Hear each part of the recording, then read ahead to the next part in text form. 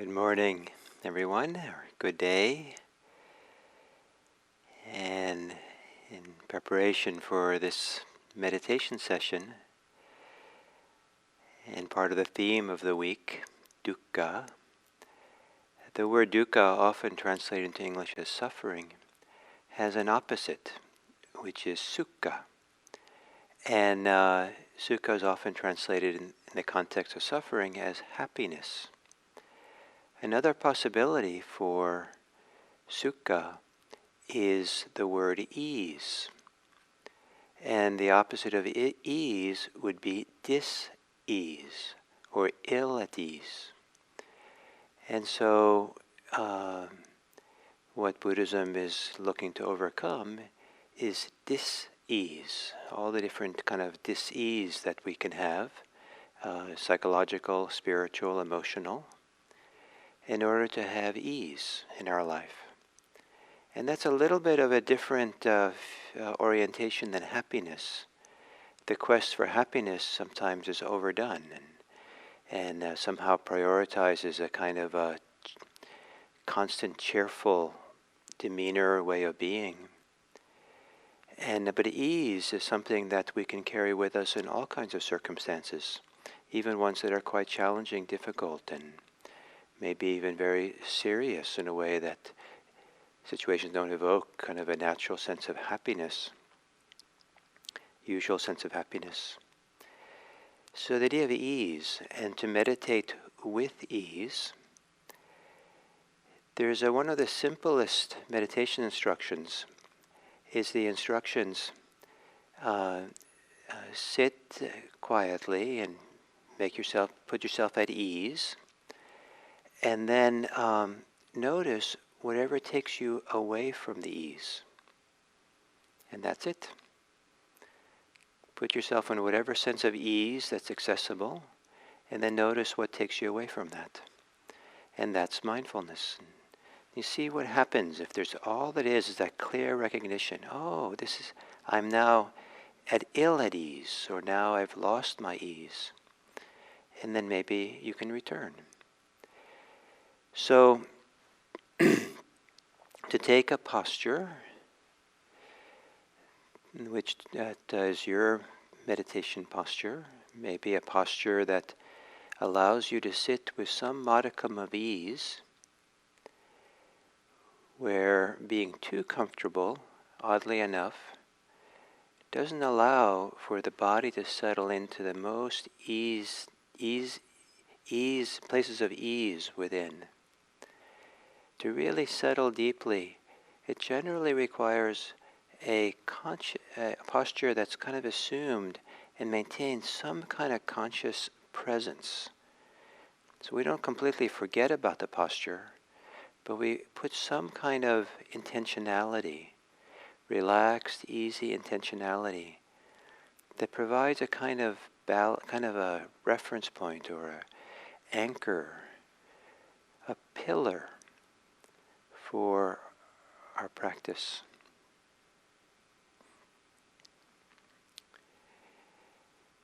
And gently close your eyes.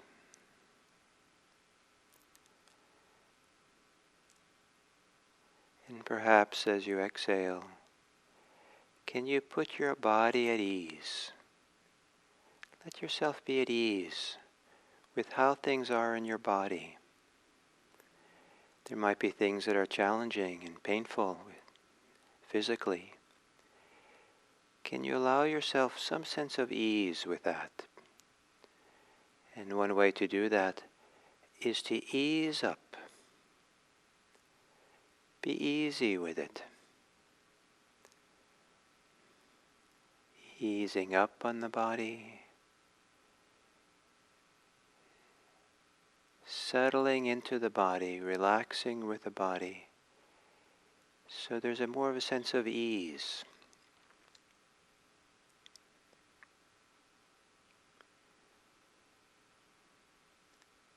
And perhaps you can set yourself at ease in your heart.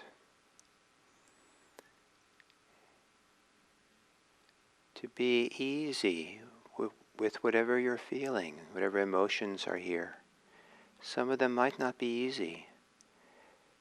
Some of them might be difficult. So then go easy with them. Maybe there's an easing up, a lightening up. Let yourself be easy with what you're feeling inside, easy with your heart.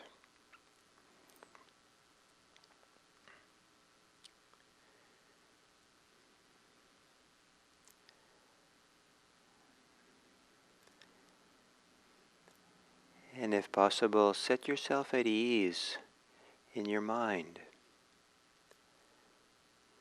Not with ambition, but rather in simple ways. As you exhale, let there be some ease mentally.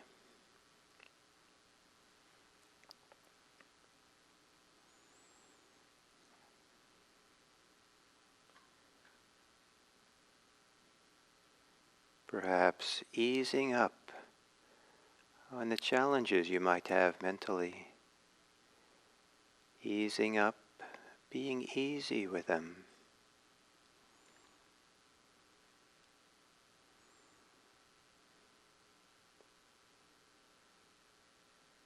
And then becoming aware of your breathing, aware of your body breathing. And allow yourself to ease up on breathing. Be easy with whatever way your body's breathing. Even if it's difficult or doesn't quite feel comfortable, be easy with that. Easing up.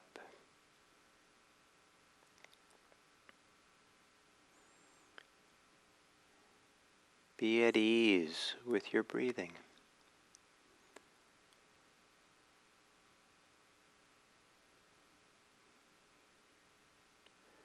Perhaps with a release, relaxing as you exhale.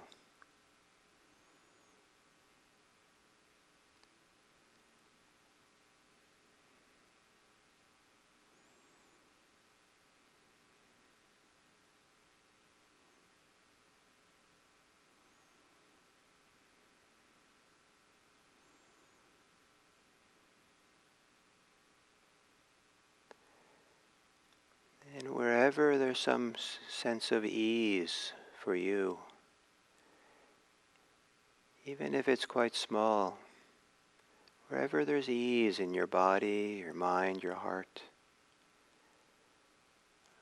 perhaps that can be the place from which you're aware. That can be the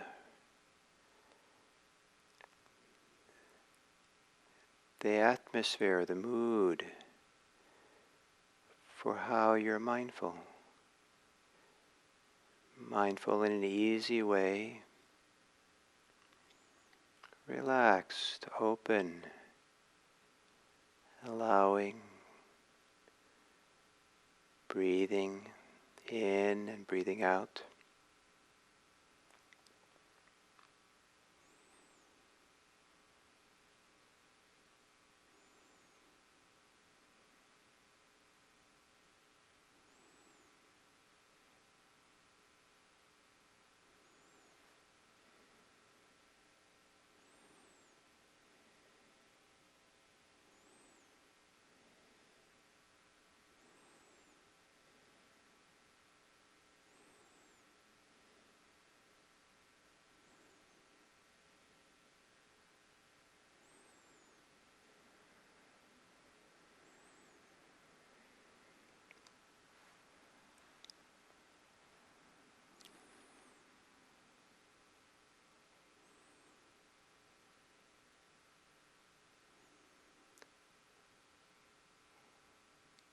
And as you continue practicing this morning,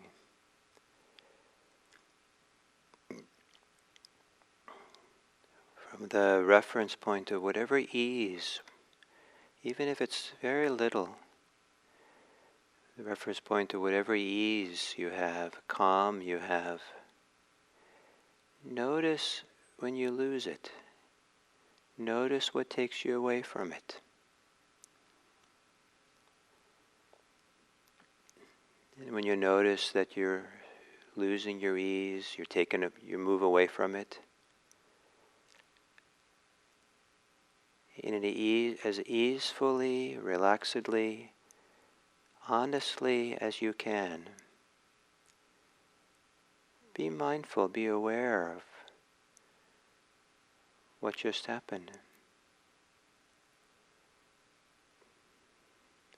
See if there can be an easy mindfulness with ease for what takes you away from your ease.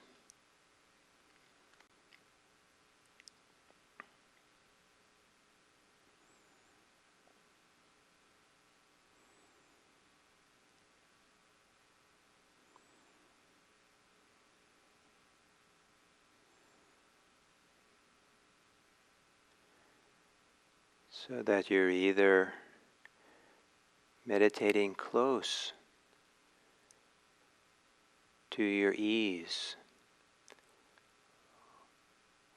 or you're relaxedly being aware, honestly aware of what takes you away from your ease. Both ways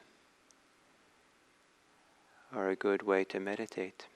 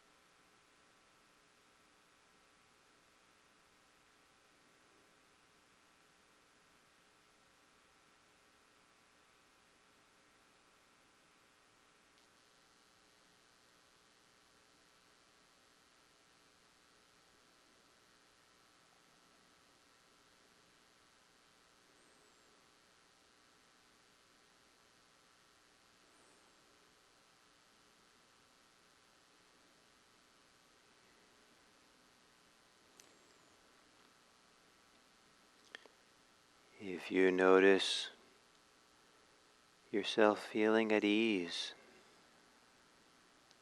and then you notice that something takes you away from that ease, you could ask yourself, is what I'm concerned with more important than sitting here at ease, breathing at ease?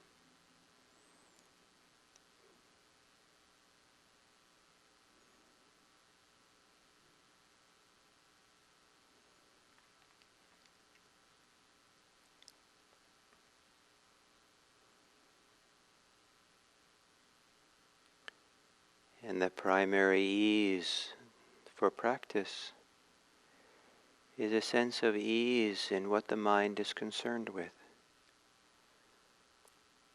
Whatever the mind is attending to, is aware of, let that attention be an intention of ease, being at ease with what one knows, even if what one knows is difficult. Stay close to your ease.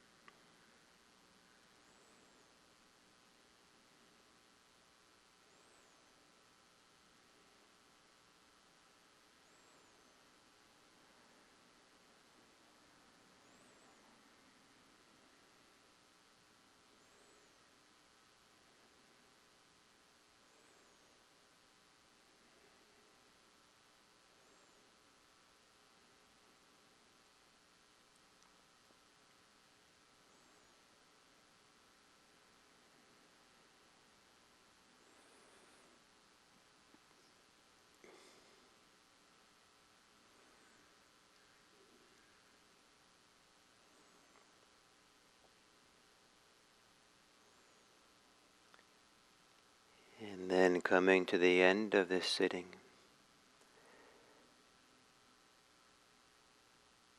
in whatever way that you can, that's easy for you,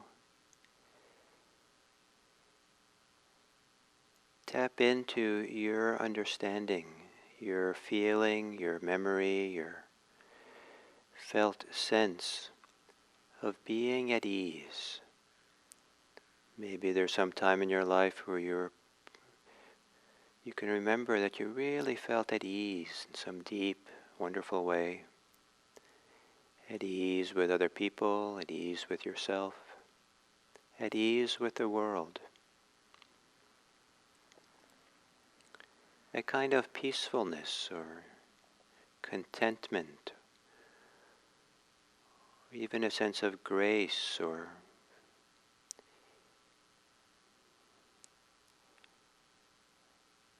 and with that, maybe you've tapped into a little bit of it here this morning. And then consider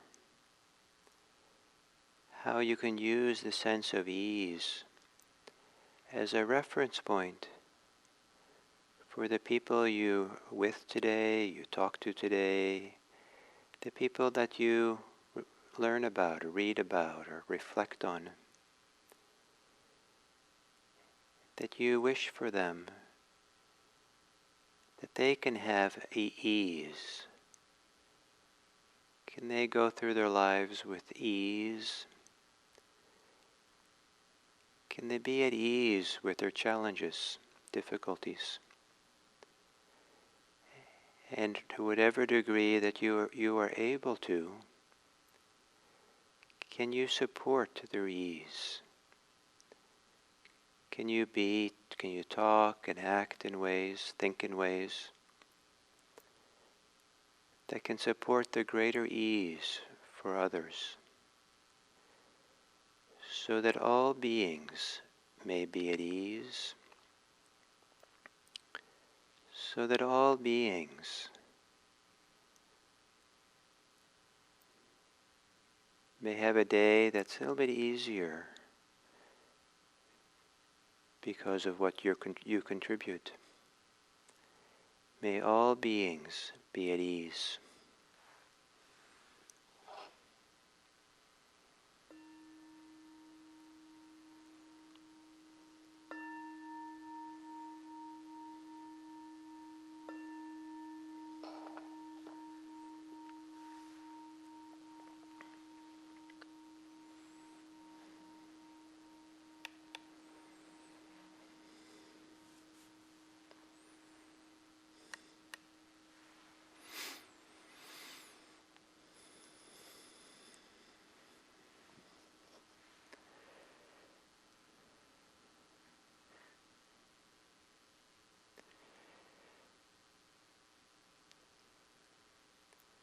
So this is the last of the 5 talks on suffering, on dukkha.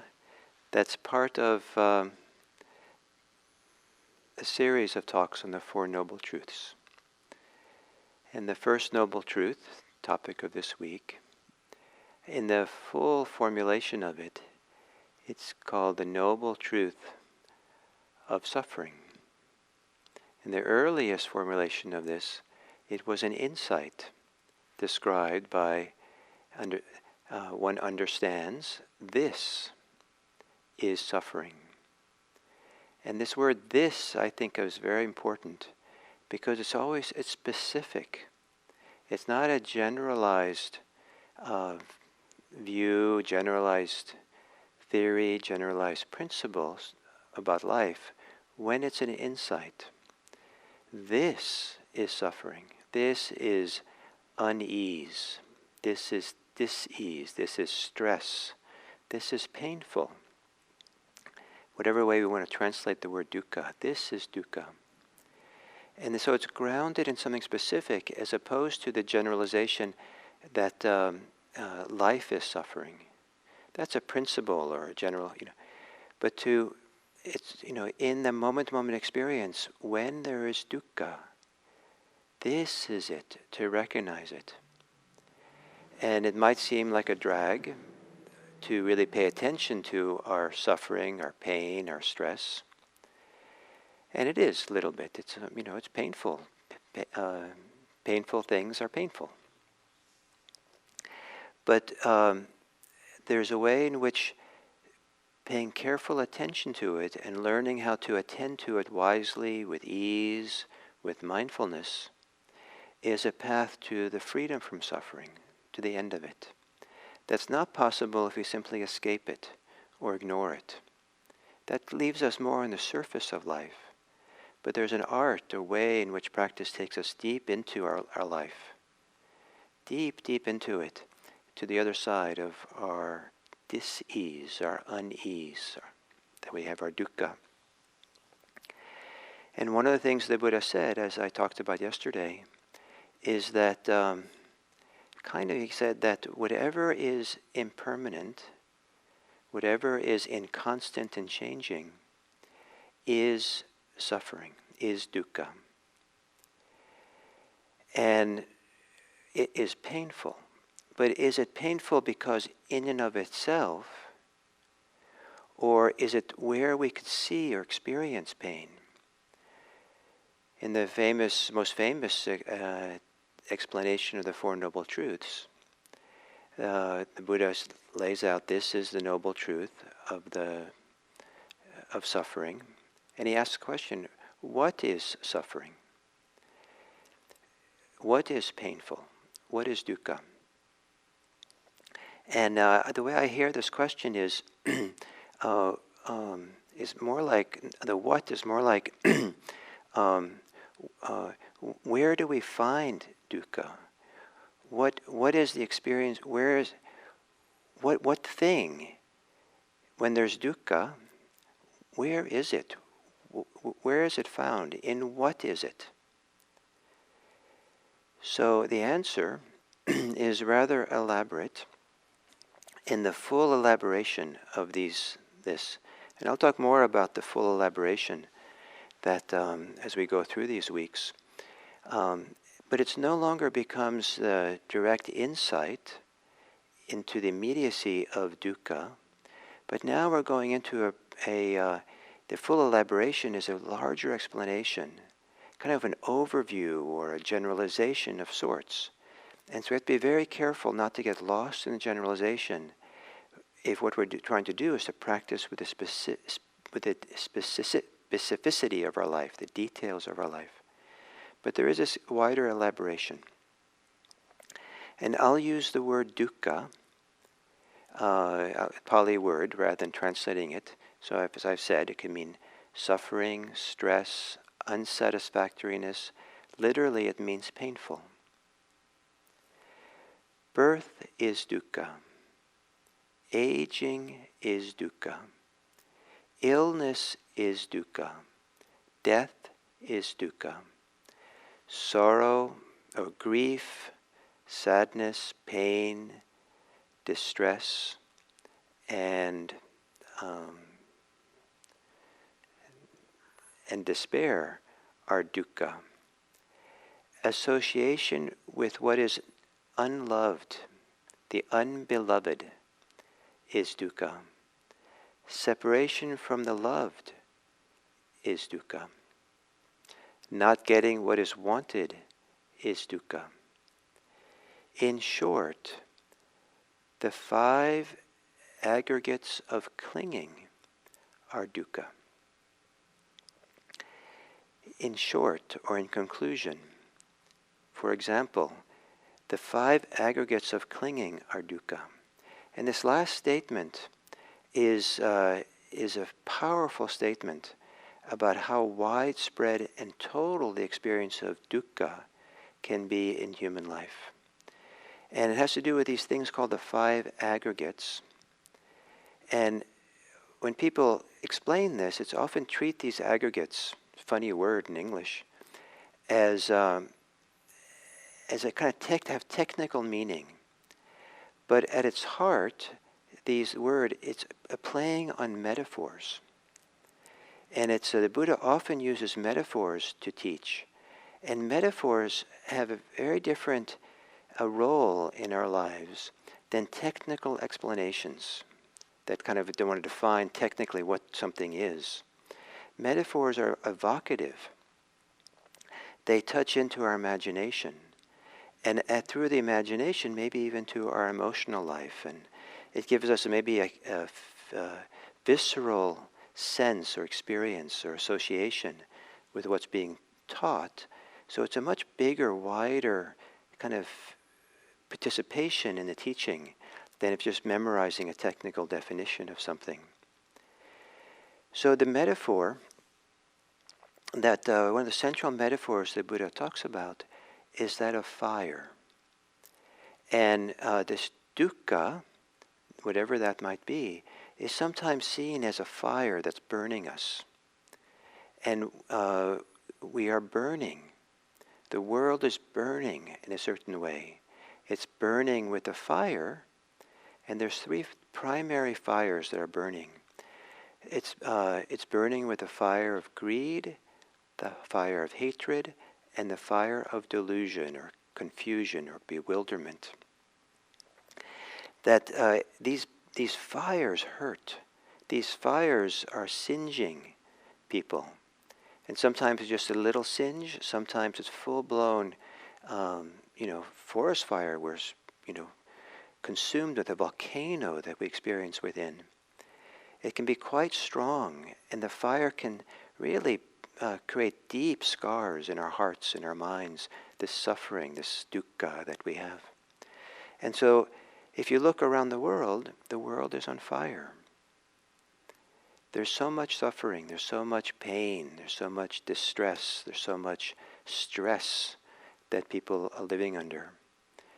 Now here in the United States, they say that 1 in 5 children are now living in hunger. Normally, before the COVID-19 era, it was something like 1 in 10. Still, to me, astronomically high. But so many people have lost their work now. And so there's this certain kind of fire, the fire of hungry bellies, children. It's so painful that this should be the case. So the Buddha talked about this the fires that come from greed, hatred, and delusion. That's what Buddha is primarily focusing on. And so when the Buddha keeps using the word suffering over and over again, it's very closely associated with these very sometimes powerful mental attitudes, motivations,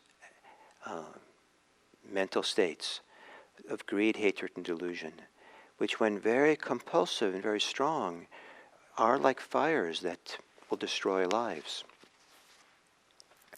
So that's the metaphor for suffering, is fire. Fire, especially in the time of the Buddha, in the household fires, keeping people warm, were dependent on firewood and a bundle of wood, a cord of wood. The word for a cord of wood or a bundle of wood or a branch, a stick of wood, is like a trunk of a tree branch, is khanda, Khanda.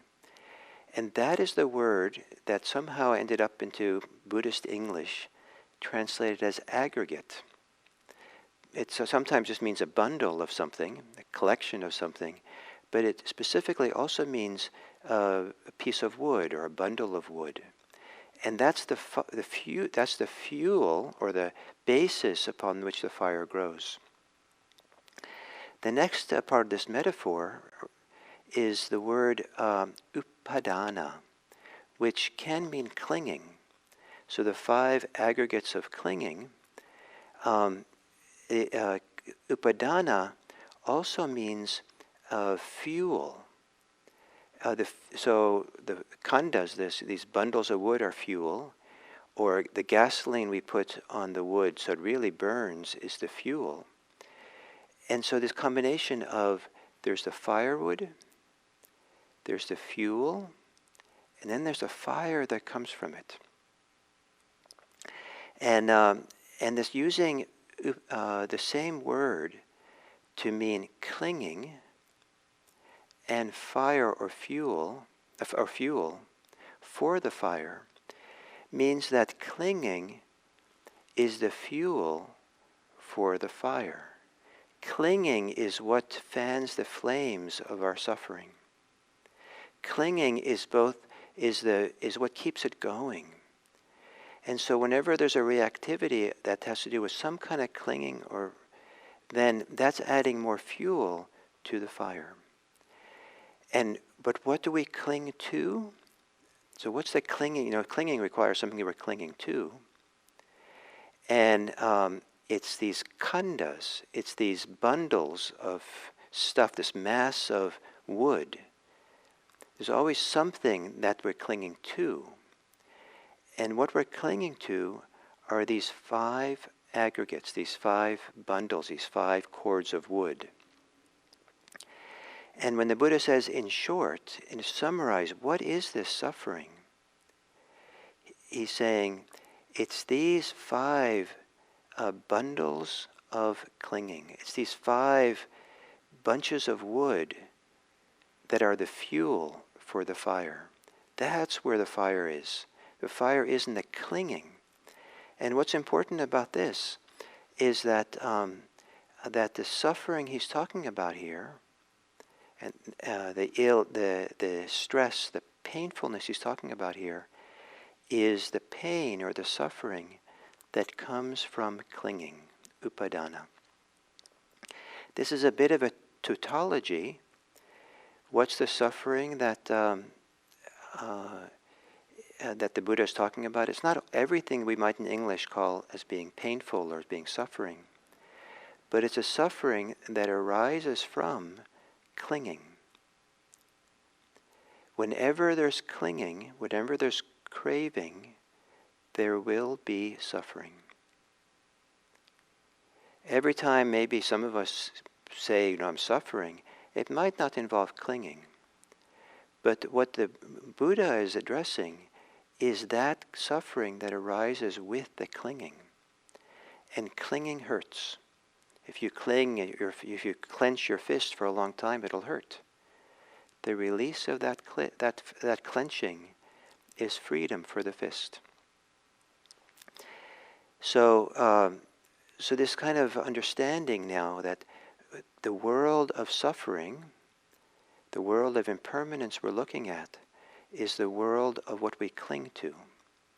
And if we cling to what's impermanent, in what's constant, what's flowing, then we will suffer.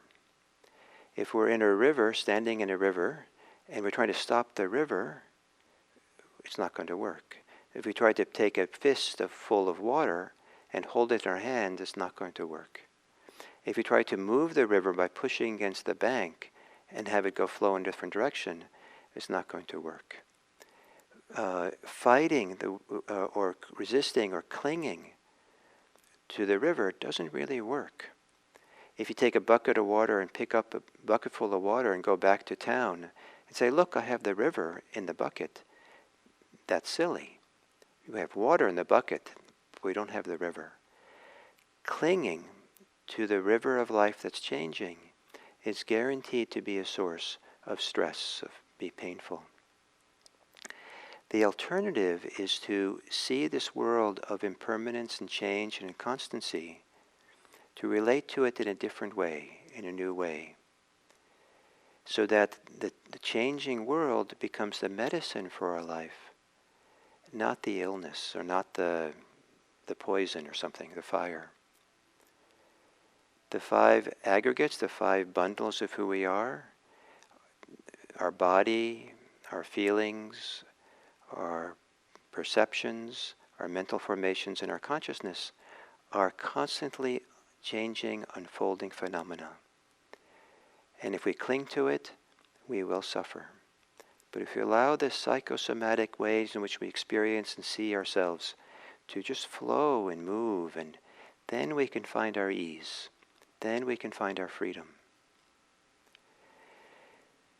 So, and this is kind of some of the tasks that of the second Noble Truth, which will start again on Monday. The second Noble Truth, we go deeper into this world of suffering and how it arises and how to find freedom. And in a few minutes, in a minute or so, I'll take some questions if you'd like. I'll stay here for a little while, and it's Friday, so it's nice to have a little back and forth.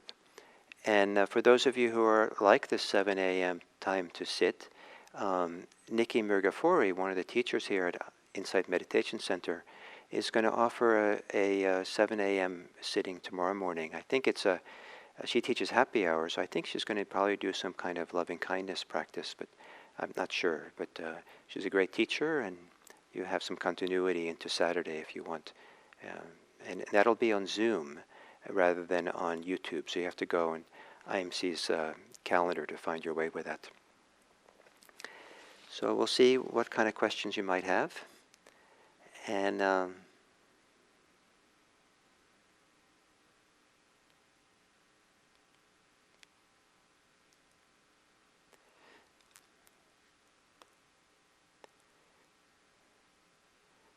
nice messages coming in. Thank you.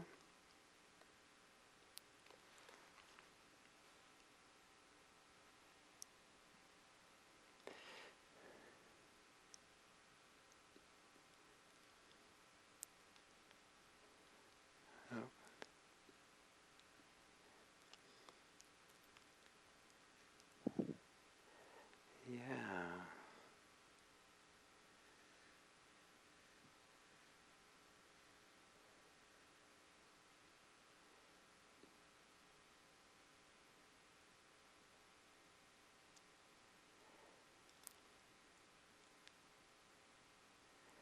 When one comes to the end of suffering, are the outward causes of suffering still present, but one's relationship to them has changed? Does it end if clinging ends? It's a good question. Maybe it's useful to make a distinction for the purposes of understanding the Buddha's teachings between causes and conditions. That the conditions for suffering are in the world. But the primary cause, if we use the word cause, that we're interested in as practitioners, and I want to emphasize this word as practitioners. If we're really walking the path to try to come to the end of suffering, at that time, in that context, in those circumstances, then the direction of attention is not to the conditions outside, but rather to the contribution we make to our suffering. And this is a very mature, very strong, courageous thing to do. There's definitely, in conventional language, causes for suffering in the external world. And so we don't want to deny that. We don't want to stop, taking care of that in their proper way. But if we want to set our heart at ease in this deep, liberated way that the Buddha emphasized, at that time we turn around and we really look, what is my contribution to it? And so we would say that the conditions for suffering are external. The cause for it is in our own hearts, in our own clinging. So as the person says here, yes, so it's our relationship that changes. We're no longer relating with clinging, or we're relating with openness and ease with it. And then perhaps we can be wiser. So if clinging ends, the suffering that we contribute, our contribution to our pain, our difficulty, ends as well. And since it's such a very, very deep way, some of the deepest existential suffering we have arises from clinging with clinging. It's phenomenal to go through this process of coming to the end of clinging.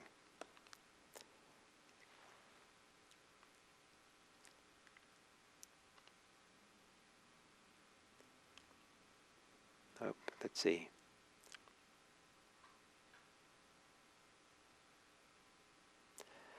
Even when I can connect with deep ease, there's some part of me that's on guard, like a sentinel, that can't seem to let go.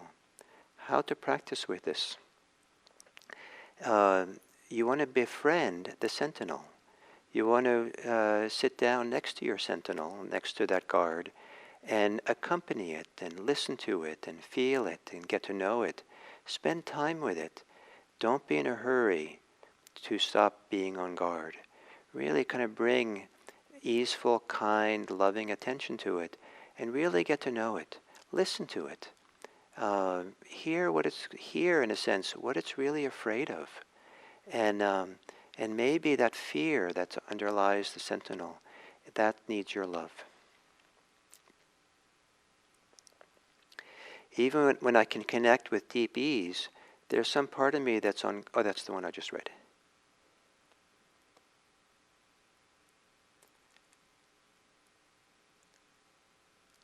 Oops.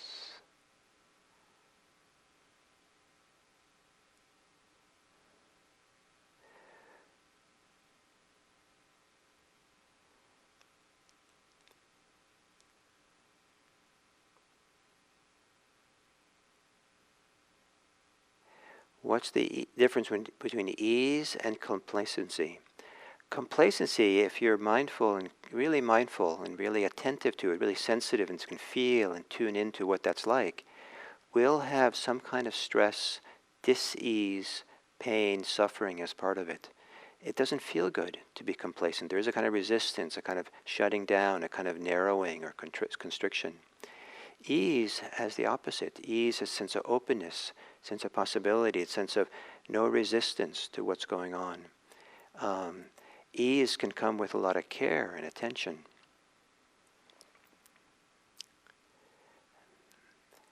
Complacency is, so what? It doesn't matter, kind of. Ease just means that our care, and it does matter, is done in a peaceful way.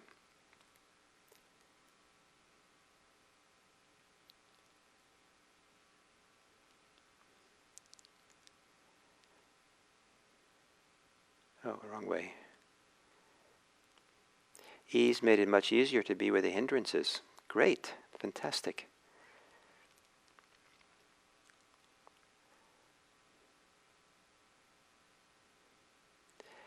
I have stopped reading, watching all news because my perceptions and mental formations get activated. Must I continue to be without these current events in order to maintain some kind of serenity? Maybe for the time being you need to do that. Maybe eventually you don't. But, there's good reason to lose your serenity and to be agitated by the news, because a lot of it is written in order to arouse emotions, in order to make people excited. So it's kind of a genre of writing which is trying to get us to buy newspapers and get excited and believe what's being said, all kinds of things. It is good to have some sense of what's happening in the world. And so there are places you can go to read the news that is laid out much more, with much less of an emotional charge than some of the major news outlets does. And so I like to say that, all the major news is also found in Wikipedia.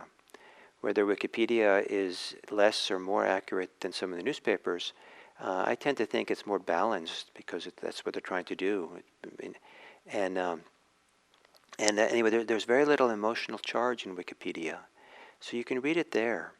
The other thing that's good with the news is, most news is old. It's not, things haven't changed so much in the millennia, really, at the heart of it all.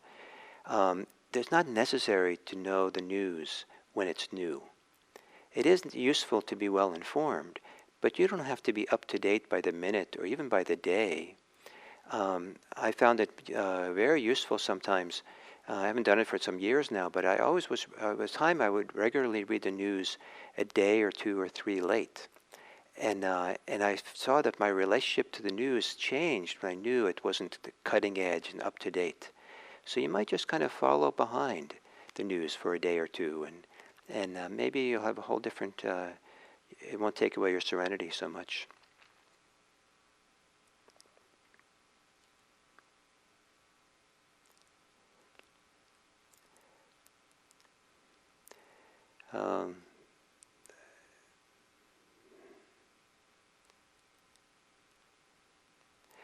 It's meaningful for me to know that aggregates are translated from bundle of wood.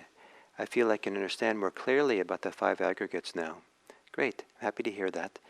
To maybe the risk of complicating things a little bit more, there's a strong tendency in many teachers and scholars who talk about Buddhism to treat the five aggregates as the Buddha's way.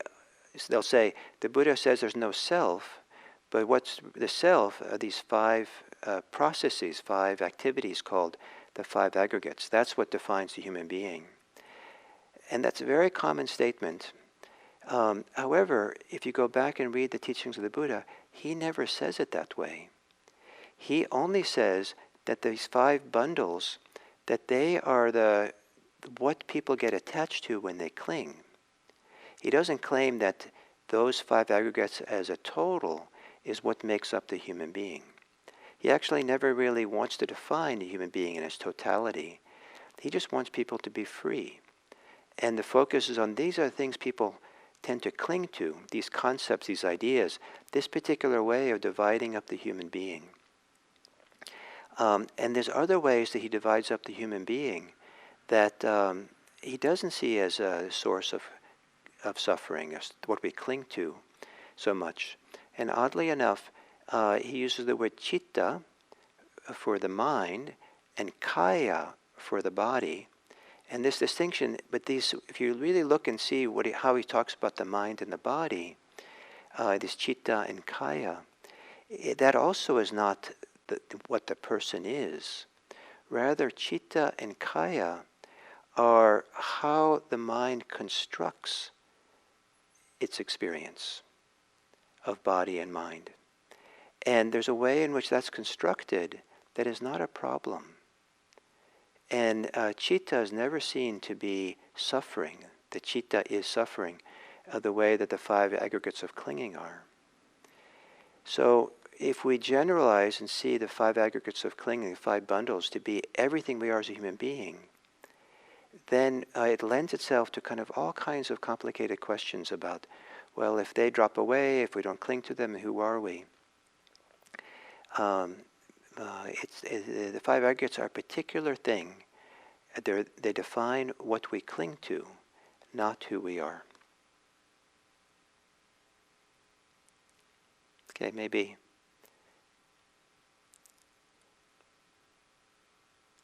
Okay, well, I think that it's 8 o'clock, and I actually have another teaching to do, teaching a retreat this week, online retreat, and in 15 minutes I'm supposed to be giving instructions there. So I think it would be greater ease for me to stop now and get ready for the next. Thank you for this week, and thank you for our time together, and I look forward to next week when we go through the second Noble Truth. Thank you.